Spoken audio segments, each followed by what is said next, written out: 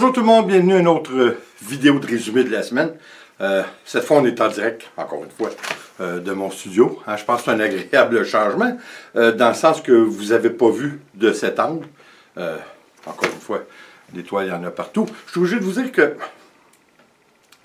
je suis obligé de remettre en question des fois jusqu'à quel point je vais pouvoir continuer de cette façon, c'est-à-dire avec autant de toiles, parce qu'on a compté dernièrement, moi, Nicole, et puis j'ai près de 200 toiles, il y en a partout. Alors, je prétends que mathématiquement parlant, d'ici un an, on va être encombré, ça n'a pas de bon sens. Je ne sais pas ce que je vais faire. Il va falloir que je prenne le temps, en fin de compte, je pense, pour les mettre à vendre d'une façon quelconque. Je ne sais pas beaucoup encore, j'ai déjà essayé sur Etsy, mais je trouve que c'était très marginal de vendre sur Etsy. Il y en a tellement des produits. Je trouvais ça un petit peu compliqué. Puis les prix, il faut quand même payer, même si on ne vend pas. Je ne suis pas certain où je m'en vais avec ça. Mais clairement, il va falloir que j'y vois. Il est obligé de me faire une petite liste. Parce que j'ai beaucoup de choses à vous parler. Bon, de un. Je voulais vous dire, oubliez pas lorsque vous venez, puis de toute façon, s'il vous plaît, venez sur ma page Barbecue Mike Living Life de Facebook, parce que je trouve que c'est intéressant, on a une belle interaction, puis je peux aussi poster des choses qu'on ne voit pas sur YouTube nécessairement, de la vie de tous les jours, puis je pense qu'on a une belle interaction ensemble.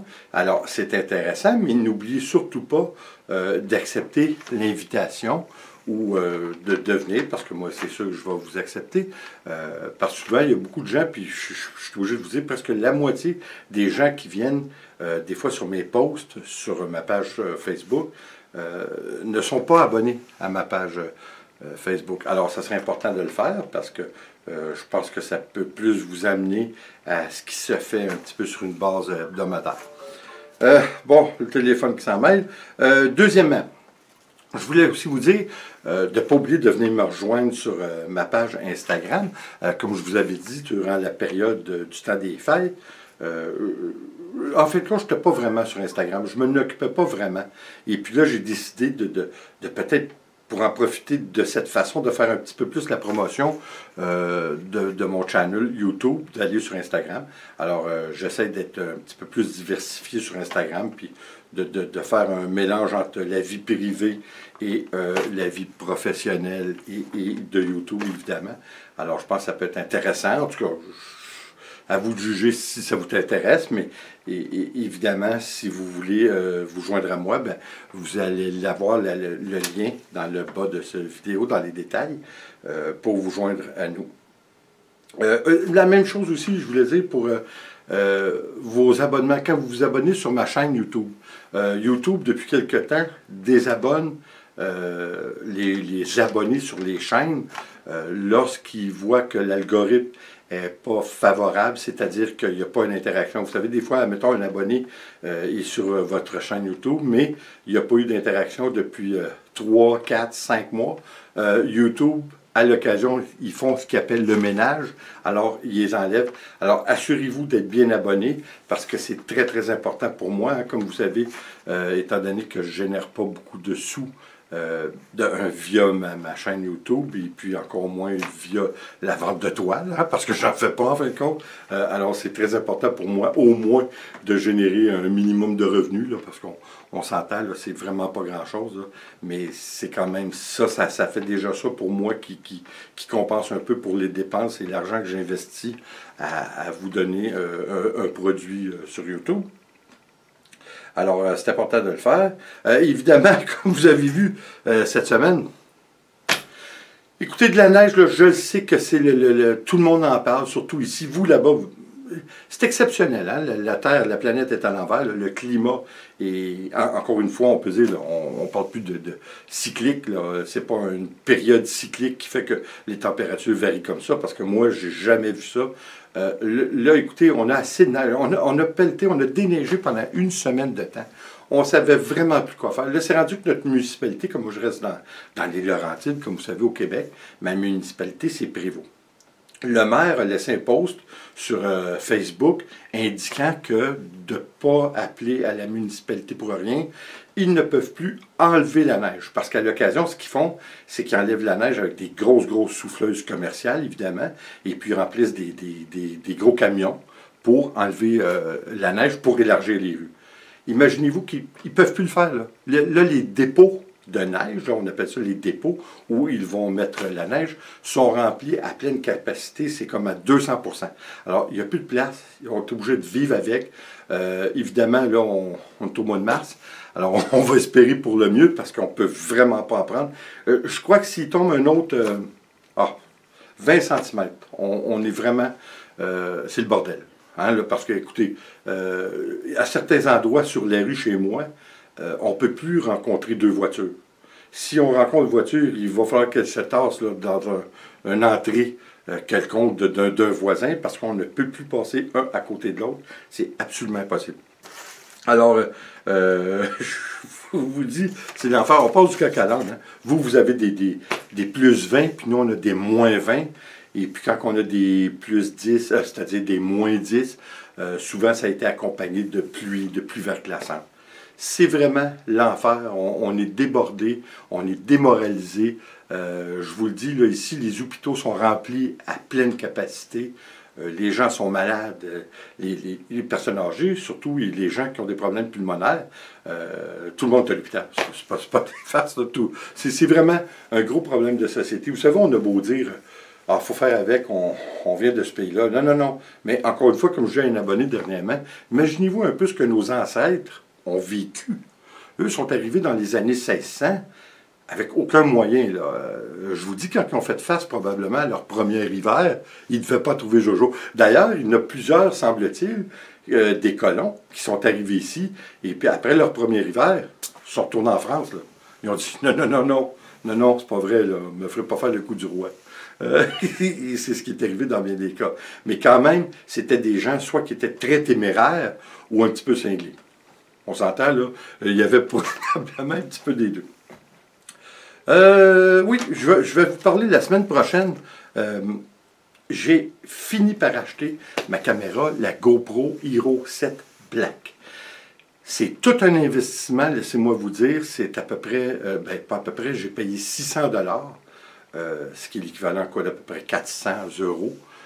Alors, c'est une grosse investissement, plus ma carte mémoire qui m'a coûté un autre 100 $. Alors, c'est un gros investissement, mais je me voyais pas ne pas le faire parce que je suis obligé j'essaie d'augmenter la qualité de mon contenu, surtout pour, comme vous savez, les voyages qui s'en viennent sous peu. Et puis, ça d'ailleurs, c'est un débat. Là, on est en train... Parce que vous savez, on pensait à ça. Il faut emmener des carry-on. Hein? Premièrement, je veux que l'on se limite à des carry-on. Je ne veux pas être obligé d'enregistrer mes bagages à l'aéroport. Je veux carrément avoir des bagages, suffisamment, disons, de bagages pour pouvoir les emmener dans l'avion en carry-on. Alors, ce que j'ai pensé, c'est probablement 2 sacs à dos et puis une petite valise à roulettes hein, pour aller dans l'avion. Ça devrait être suffisant, parce que oui, on passe un mois, là, mais quand même, au bout de quelques jours, on va aller à la buanderie, hein, clairement. Alors je me dis, avec le linge qu'on a sur le dos, c'est mon équipement qui me cause un petit peu un problème, parce que je suis obligé d'emmener mon laptop, je suis obligé d'emmener ma GoPro, je suis obligé d'emmener ma caméscope, je suis obligé d'emmener beaucoup de choses parce que, comme vous savez, je vais continuer à faire évidemment des vidéos, je vais en faire aux 2 jours. Clairement, le temps qu'on va être en Europe, on ne fera probablement pas de toile, hein, ça c'est clair, sûrement pas en fait.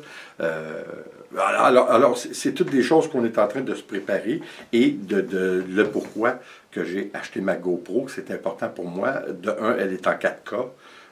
Alors, on va avoir un contenu et il y a un stabilisateur dedans qui est extraordinaire. Je vais vous en parler d'ailleurs la semaine prochaine parce que pour la première fois, imaginez-vous, même si ce n'est pas une grosse commandite, je les remercie. J'ai une petite commandite du magasin Best Buy, là où je l'ai acheté. C'est un très gros magasin en Amérique du Nord. Je ne crois pas que vous n'avez en Europe.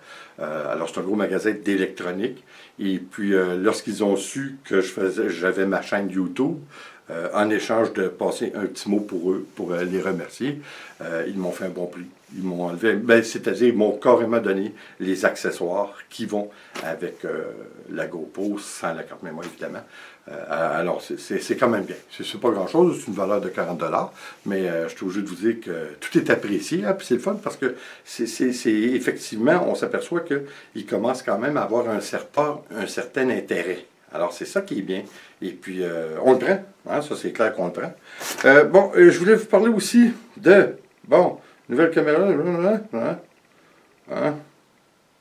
Bon, ça, c'est moins Jojo, pas.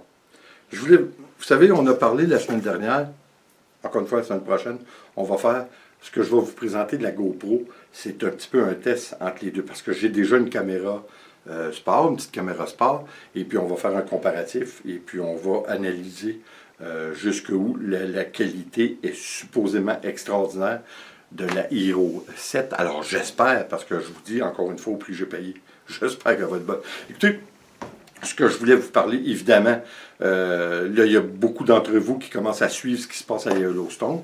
C'est toujours pas Jojo. Cette semaine, d'ailleurs, la température a augmenté en 24 heures de 10 degrés du volcan à Yellowstone. Alors, c'est très, très inquiétant. Il y a beaucoup de choses qui se passent. Tout le monde est assez inquiet, surtout dans cette région-là. Je ne sais pas moi de vous dire. Écoutez, en kilomètres, je ne sais pas, là, mais la grandeur de Yellowstone, au sous-sol, si on veut, c'est quelque chose comme 360 000 de profond par 200 000 de large. Vous imaginez-vous l'immensité de ce volcan? C'est incroyable. Mais aussi, on a parlé la semaine dernière, surtout, des probabilités qu'il peut y avoir une Troisième Guerre mondiale. En fait, je ne voulais pas être fataliste ou je ne voulais pas être négatif. C'est juste que je parlais avec vous de ce qui arrivait en ce moment, des conditions géopolitiques, dans le fond, qui faisaient en sorte que ça ne regardait pas bien. Et puis là, on a eu encore quelque chose d'autre qui s'est passé. Je crois qu'il y a à peu près 2 ou 3 jours, le Pakistan a descendu 2 avions de chasse indiens. Alors, ça, vous savez, entre moi et vous, là, on sait les tensions qui ont toujours été présentes et très, très présentes entre le Pakistan et l'Inde, hein, parce qu'ils revendiquent, les deux revendiquent le Cachemire. Alors, je crois qu'ils ont une partie du territoire qui se sont séparés ensemble. Les 2 avions ont été descendus, qui plus est, sur le territoire indien. Alors, ça chauffe. Hein? Tous les pays du monde, là, ont demandé aux 2 pays de calmer le jeu un petit peu, puis essayer parce que c'est grave, là. Hein? Vous savez, comme moi, que c'est 2 pays qui possèdent le nucléaire. Et puis, c'est 2 pays qui saisissent. Je vais vous montrer, je ne sais pas si vous avez déjà vu ça, ce qui se passe. Je crois que c'est 1 fois ou 2 par année, le changement de garde qui se fait à la frontière entre le Pakistan et l'Inde, mais c'est vraiment intéressant. C'est presque une comédie, mais clairement, eux, ils ne prennent pas ça pour une comédie, là. Ça fait assez... on fait un spectacle. C'est vraiment incroyable. C'est quelque chose à voir, là. Ça fait assez... Je vais vous mettre le lien d'une vidéo de ce changement de garde-là aux frontières du Pakistan et de l'Inde, parce que c'est vraiment intéressant. C'est curieux comment que, la tension est vive. Je vous le dis, là, ça fait un petit peu bouffon, mais on peut... Là, c'est peut-être pas le beau mot, là, mais vous comprenez ce que je veux dire. En tout cas, là, je vous mets une photo, mais allez voir le lien du vidéo, parce que c'est vraiment quelque chose. D'ailleurs, probablement pas la semaine prochaine, mais l'autre semaine après, j'avais l'idée de vous parler, je ne sais pas si ça va vous intéresser, mais moi c'est un sujet qui m'intéresse, puis j'aime bien le partager parce que c'est très très peu connu. La relation des Québécois avec le reste du Canada. Je trouve que c'est quelque chose que peut-être ça va piquer votre curiosité, surtout en Europe, parce que je pense qu'il est dur à percevoir la réalité qu'on vit nous aussi en tant que Québécois, de Canadiens français, parce que pour plusieurs d'entre nous, on se voit plutôt étant des Québécois plutôt que des Canadiens. Je sais que c'est compliqué, là, mais en fait, c'est vraiment... Ça fait vraiment partie de notre histoire puis de notre génétique, en fin de compte. Parce que oui, on a été chanceux, on a survécu dans un bassin anglophone. La langue française a survécu. Puis je vous dirais que ça tient de l'extraordinaire. Ça tient vraiment de l'extraordinaire qu'on a réussi à survivre. Il y a plusieurs facteurs qui ont fait en sorte qu'on a... Parce que moi, je suis obligé de vous avouer que même lorsque j'étais petit, dans les années 60, toutes les instructions... Vous savez, j'ai fait une vidéo l'été dernier. Puis, je vous avais dit, une petite vidéo qu'on a fait une balade ensemble en moto. Et puis, je vous avais fait une remarque. Je ne sais pas si vous vous rappelez que pour nous, tous les arrêts sur une rue, c'est marqué arrêt. Et pour vous, à bien des endroits en Europe, spécifiquement en France, c'est marqué stop. Ben nous, c'est interdit d'avoir un panneau d'indication qui est marqué stop. C'est arrêt. On a une charte des droits et on a une charte de la langue française, et puis on est obligé de la respecter. Et puis, c'est surtout pour les étrangers et les anglophones, parce que dans les années 60, le Québec, comme depuis les années 1700, était contrôlé par les Anglais. Alors, nous, on était le petit peuple. On était le peuple, là, je vous parle des années 40, des années... Vous savez, avant, des années 60, ça commençait à changer. Mais quoi qu'il en soit, moi, quand j'étais jeune, toutes les instructions des jouets, tout ce que vous voulez, c'était uniquement en anglais. Et lorsque vous appeliez au gouvernement, peu importe du Québec ou du Canada, si vous ne parlez pas anglais, vous ne pouviez pas vous faire servir, en majorité du temps. Même dans les magasins, dans les centres, dans les grands centres de magasins, la plupart des vendeurs étaient soit anglophones ou soit bilingues. Mais quelqu'un qui voulait se faire engager dans les magasins, il fallait qu'il soit bilingue. Mais première langue qui était importante, c'était l'anglais. Parce qu'aujourd'hui, ça a tout changé. Là, aujourd'hui, c'est tout à fait le contraire. Même, je vous dirais qu'on a de plus en plus de gens, surtout des jeunes au Québec, qui ne connaissent pas l'anglais. L'Internet a peut-être changé un petit peu les choses, pour le mieux. Mais encore une fois, c'est quand même drôle lorsqu'on regarde l'histoire du Québec, comment on en est arrivé là, et de quelle façon qu'on est vu. Vous savez que par plusieurs anglophones, surtout principalement au Canada et dans le nord américain, les Québécois se sont déjà fait appeler The White Nigger of America. C'est pas des farces, là. Hein, c'est grave là, quand on dit ça, mais c'était comme ça que c'était très péjoratif. Mais quoi? Écoutez, c'est pour ça que je vous dis, vous savez, il y avait quelque chose, les parents disaient à leurs jeunes dans les années 50, parce qu'il y avait les quartiers, surtout à Montréal, vous aviez les quartiers anglophones, que c'était les quartiers riches, comme Westmount. Ça, c'était tous les anglophones, avec beaucoup d'argent qui restait là. Et puis dans les quartiers plus pauvres, bien évidemment, c'était les Québécois francophones. Et puis les pères disaient à leurs enfants, écoute, fais attention, parce qu'un jour, ces gens-là, ils vont être tes patrons. C'est pas des farces, là. C'était comme ça qu'on était. Alors, c'est pour ça que c'est dur à comprendre la dynamique pour plusieurs Québécois. Pourquoi? On est aussi attaché à notre langue française. On est aussi... parce que, comme je vous dis, ça a changé avec la venue du Parti québécois au début des années 70. Puis même un certain Bourassa, qui faisait partie du Parti libéral, qui est devenu notre premier ministre longtemps, mais que lui a fait la première loi pour protéger le français, même si c'était un parti fédéraliste. On a eu un parti québécois qui est un parti séparatiste, mais en tout cas, longue histoire, mais c'était pour l'association plutôt que la séparation, mais bon, ça c'est assez technique, mais quoi qu'il en soit, ça l'a brassé beaucoup de choses. On a eu une grosse... vous savez, il y a déjà eu la loi martiale au Québec, hein? À l'époque du premier ministre Trudeau, on avait un ministre qui s'était fait enlever par le Front de libération du Québec, le FLQ. Et puis, il en est décédé. Mais ça a duré longtemps, puis les kidnappeurs ont demandé rançon et puis ça, puis le gouvernement canadien a déclaré la loi martiale au Québec. Je me souviens de ça. Moi, j'avais peut-être 9 ans, je crois. Entre 9 ans et 12 ans, je ne suis pas certain. Et puis, on voyait les soldats se promener partout dans la rue. Il y avait un couvre-feu. C'est pas peu dire, là. En final, ces gens-là, qui faisaient partie du FLQ, ont été pris. Il y en a plusieurs qui ont été emprisonnés pendant plusieurs années.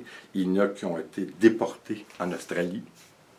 D'ailleurs, il y a eu des livres écrits là-dessus. Alors, Vous savez, moi j'ai toujours dit, on est comme sur une grosse île. Les gens autour ne savent pas beaucoup, ne connaissent pas beaucoup la réalité québécoise. Hein, tout ce qu'on entend parler, c'est des Indiens, puis des Premières Nations, puis ça. C'est ça qu'on entend parler.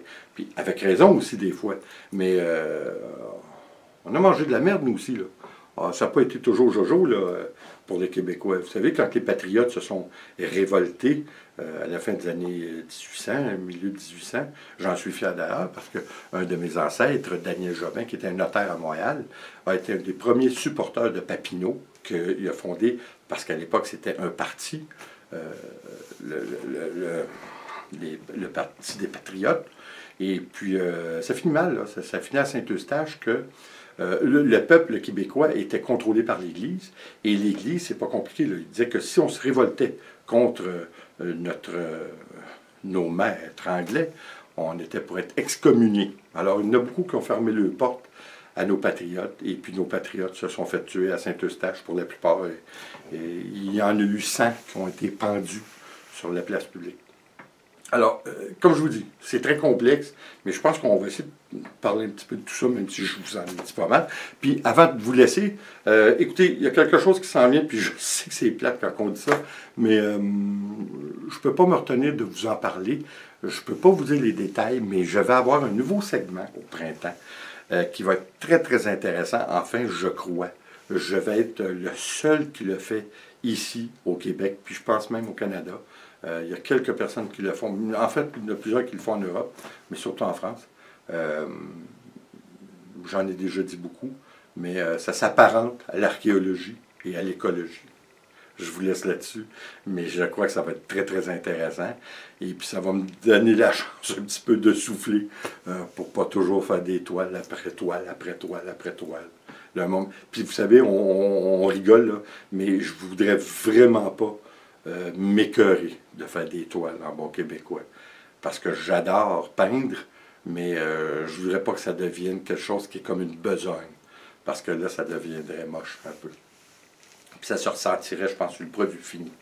Écoutez, j'espère pas vous avoir emmerdé. J'espère que, écoutez, en toute probabilité, ce que je vous dis, le nouveau segment, on devrait être bon pour commencer au mois de mai. Le mois de mai s'en vient là. J'ai hâte, vous n'avez pas d'idée comment. Écoutez, merci d'être là. Merci de revenir. Comme je vous ai dit, n'oubliez pas de vous abonner. N'oubliez pas de vérifier si vous êtes toujours abonné à ma chaîne. Et puis, acceptez la demande ou venez faire un petit tour nous voir sur Facebook. Ça fait toujours plaisir. Alors, comme toujours, merci d'être là. Et s'il vous plaît, abonnez-vous, laissez un commentaire et partagez. C'est toujours apprécié. On se revoit au prochain vidéo.